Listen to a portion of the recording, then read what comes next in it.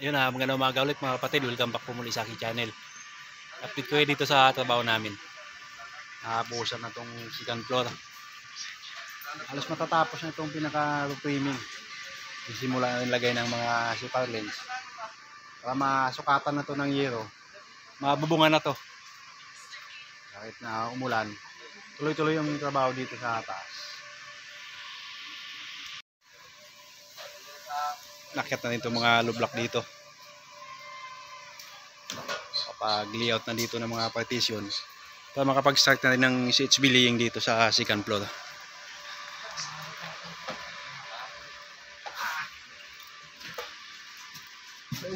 Halos tapos na nila ang full weld nito ng mga connection nitong mga roof beam at ng mga bakal na yan. Naka full weld na lahat to. Ito na lang yung kulang, pinaka framing nito. Lahat ng mga web member niyan, hindi pa naka full weld lahat ng mga nakataking lang yan. Pag natapos lahat lagay ng mga super lens, tuloy-tuloy na rin yung full weld nitong mga framing na to. I-layout na rin itong pinakahagdanan dito. Nantay lang namin yung oxygen. Naubusan kami ng oxygen. Pagka dumating yung order namin yung oxygen, matabas na namin yung mga bakal na para dito sa may hagdanan. Bali, bakal yung hagdanan dito mula sa ground floor hanggang dito sa second. Yung pinakabuhos lang mula sa second floor hanggang doon sa basement.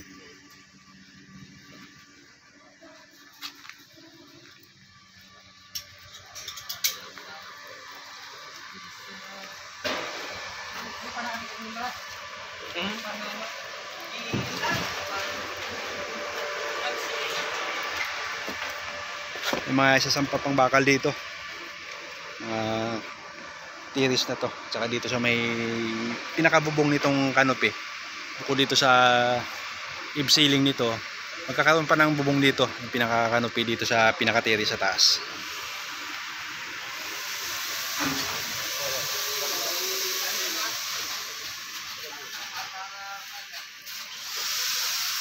Dito sa ground floor halos matapos yung asintada dito.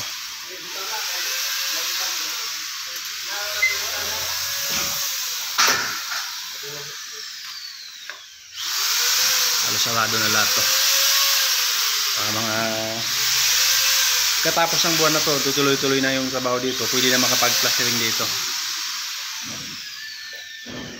Balak namin, tapusin muna namin lahat ng mga CHB laying dito sa second floor. Pagka nag-layout ng asintada, palitada sa labas, mula sa taas hanggang pababa yung layout.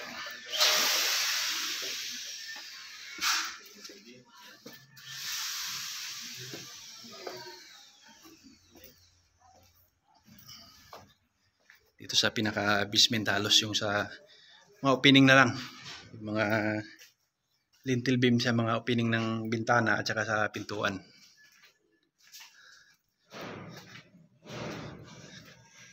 Kailangan lahat ng mga opening, lahat ng mga header mula sa may bintana at saka pintuan. Kailangan may buhos siya para matibay. Yung mga abang ng bakal.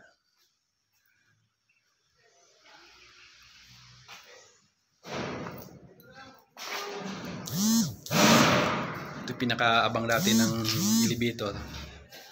Gagawin ng stock room to. Hindi na tinuloy yung pinaka-elevator dito. Kaya sintadahan na lang to. Lalagyan ng pinto dito.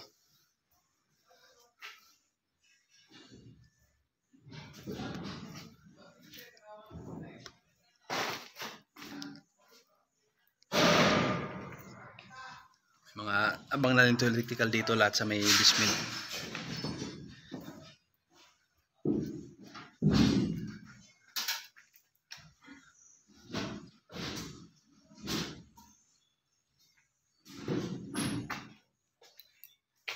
Tibay ng bahay na to. Pinaka-pundasyon nito no, pakatibay. Lalong-lalo na yung mga kulom nito at saka mga beam. Halos mga I-beam lahat yan.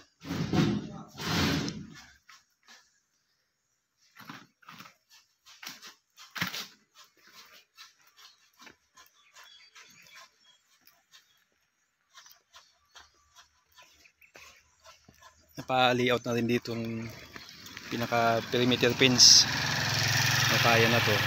Backfill na yung mga lupa dyan. yung mahukay dito sa mga kulom. Yun na lang yung dagdag dito sa may pinaka area na to. Medyo mababa pa yan. Kaya yung matatanggal na lupa dito sa mga kulom, yun yung magiging backfill dito.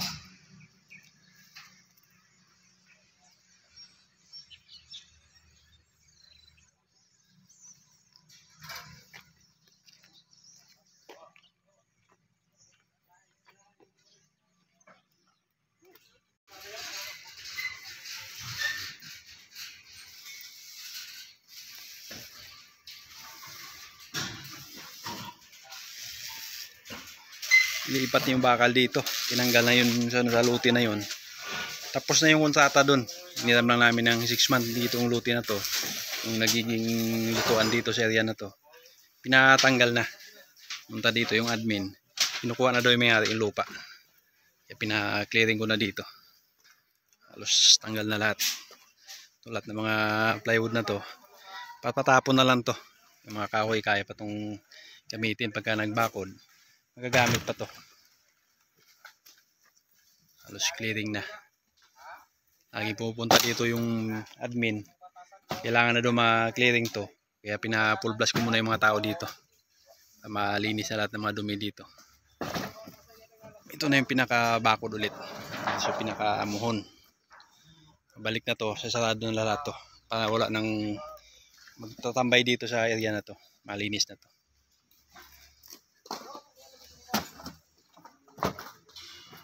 Tanggal na rin yung lupa dito sa kabilang lote. Pwede nang magtayo yung may-ari dyan. Mga next month magtayo na dyan. Pwede na nilang gamitin yung lupa dyan.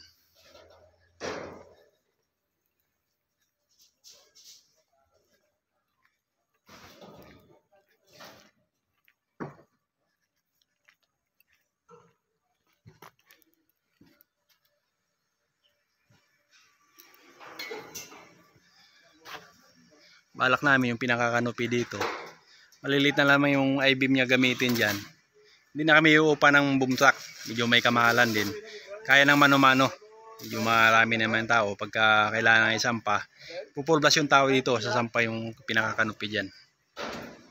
Antayin namin muna tapos lahat ng mga trimming, paglalagay ng zipper lens para makapagbubong na dyan. Maumpisa na rin yung pinaka-canopy dito sa bandang right side.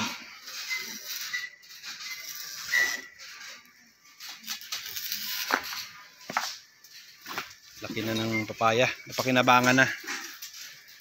Halos parang kailan lang itong papaya na to, tinapon lang yung buto dyan, tumubo. Marami ng bunga, nakapagulay na kami dito tapos sa tinula.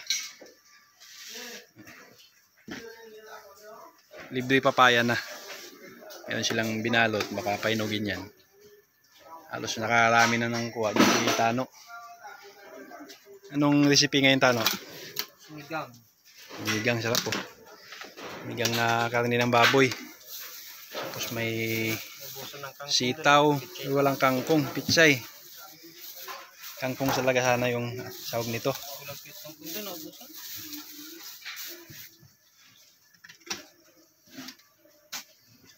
Gamit namin dito ano na, electric. Bawal dito yung mausok. Kaya bawal magsiga dito. Kunting usok lang dyan, tatawagan ka agad ng punta agad dito yung mga roving guard. Nasabihin na bawal mag luto dito. Pero okay naman to pag electric, walang usok. Pwede yan, pero kapag gagamit ka na ng uling o kaya kahoy, kahit yung mga homeowner dito, bawal din sila mag-ihaw-ihaw, magluto, magsugba.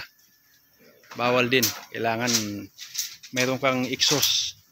Reklamo ka ng kapitbahay mo pagka may usok. Ganun kahigpit dito sa subdivision. Ingat talaga. Bawal din magkalat dito. Laging palinis.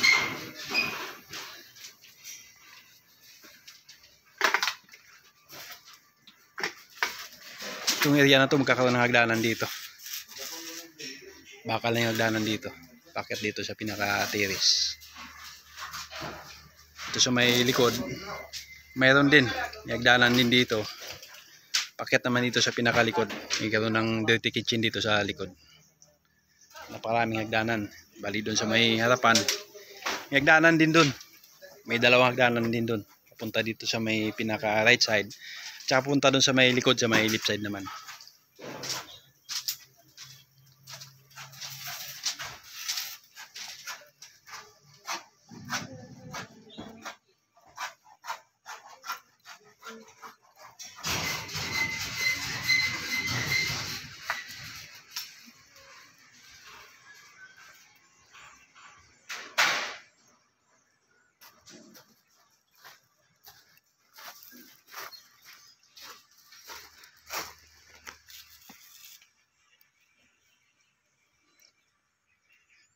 Papaalinis ko to. Natakpan na yung pinaka-tarpaulin. Paayos ko to. Lakas lagi yung hangin dito, lalo na pagkagabi. Yan, natutumba yung mga bakod.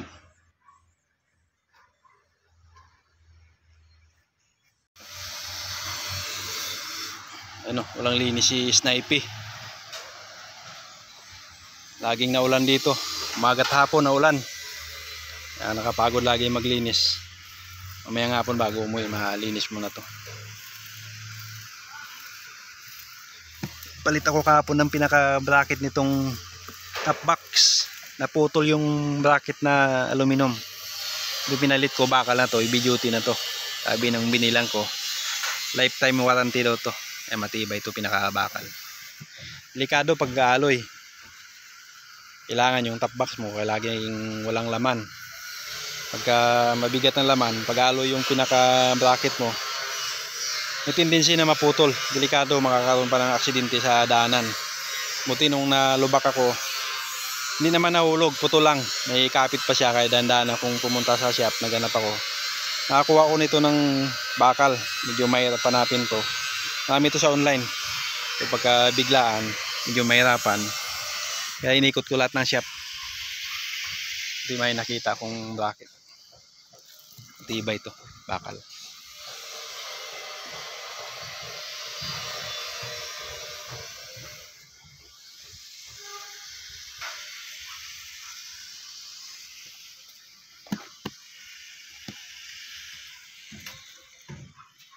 Bala ko pag uwi sa amin, sa Luzon, bibinta ko yung Supremo ko. Hindi na rin magagamit yun. Pag nilagyan ko ng sidecar, wala rin gagamit, kaya bala ko ibinta yun. May iba kong paglalaanan dun sa pinagbintahan niya. Ayun na, bago ko tapusin ang vlog sa araw na to, shoutout muna sa lahat ng mga bago kong subscriber. Tsaka sa mga dati ko ng subscriber na walang sawang sumusuporta sa aking YouTube channel. Shoutout sa inyong lahat. God bless sa ating lahat, mga kapatid.